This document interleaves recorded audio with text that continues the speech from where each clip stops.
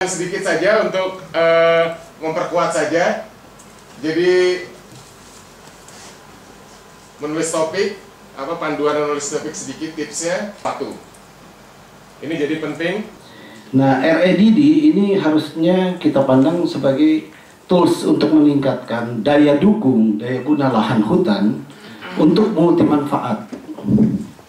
Ya, tadi bukan soal jual belinya. Jadi bagaimana nih produktivitas lahan hutan? Kalau di pertanian kita punya dari 2 ton per hektar, kita naikkan jadi 5 ton per hektar. Sekarang ini, mari kita manfaatkan isu yang tadinya seperti ancaman. Wah, kita 18% dari dunia, kita pakai teori Sun Tzu. Mari ancaman kita rubah jadi peluang. Nah, kita peluang untuk percepatan berubah paradigma. Hanya hasil kayu menjadi diversifikasi ke hasil-hasil non-kayu. Gimana caranya? Ya, pemerintah, daerah maupun pusat harus mengakomodir tadi kearifan sebagai entitas pengelolaan di lapangan. Jangankan di daerah, Pak.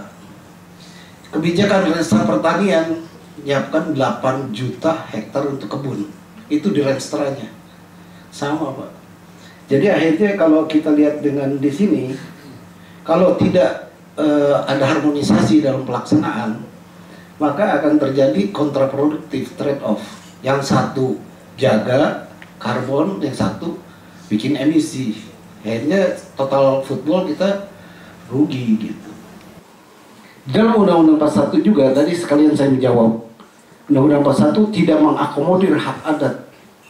Salah, Pak. Maka sangat mengakomodir hutan adat, hutan desa.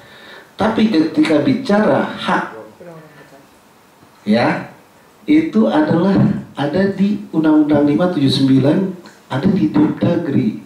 Pengakuan keberadaan masyarakat adat, normanya masih jalan dan dijalankan. Itu bukan kewenangan kehutanan, Pak. Itu kewenangan Depdagri. Kita ada bicara perencanaan, Pak. Sebagai salah satu bentuk policy, kita bicara ada enabling condition, syarat-syarat pemungkin.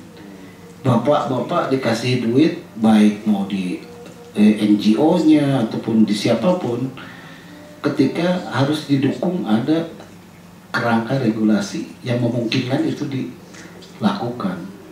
Ya, itu sebetulnya kan kerangka kesepakatan yang tadi itu ketika ke Jakarta kok jadi beda, karena selama ini memang kita belum good governance, Pak. Kita kan legal kita top down, tidak pernah kebijakan kearifan lokal tadi diangkat jadi legitimasi, baru dikasih payung. Saya ambil contoh yang mudah sebetulnya keseharian. Bapak. Jadi setelah Presiden membuat satu keputusan bahwa kita akan menurunkan 26% emisi dengan unilaterally, maka kita di Bappenas mencoba untuk membreakdown itu ke dalam satu rencana aksi nasional penurunan emisi gas rumah kaca, di mana semua sektor yang ada di dalamnya itu harus membuat semacam stranas atau strategi nasional. Jadi nanti ada rem GRK itu akan di backup di semua sektor, mana sektor-sektor tadi membentuk satu stranas strategi nasional, termasuk di dalamnya adalah kehutanan yang kita sebut sekarang jadi stranas REDD.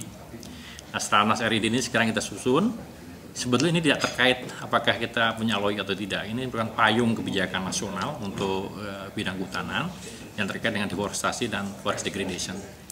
Kita harapkan melalui stranas ini semua prerequisite untuk terjadinya terlaksana REDD itu bisa kita drive, kita bisa accelerate, kita bisa percepat. Contohnya misalnya masalah manajemen.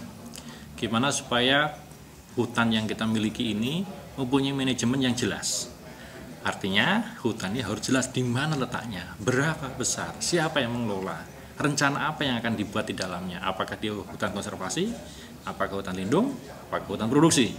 Siapa pelakunya nanti? Pelaku konservasi jelas itu pemerintah pusat, lindung pemerintah daerah.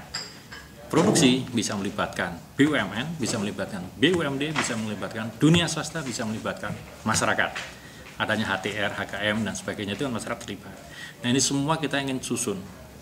Ya, kita akan susun, kita bisa hitung nanti. Kalau misalnya kita lakukan dengan Sustainable Management of Forest atau Sustainable Forest Management, berapa sih kita bisa mengurangi emisi? Karena hutan ada 2 fungsi kan.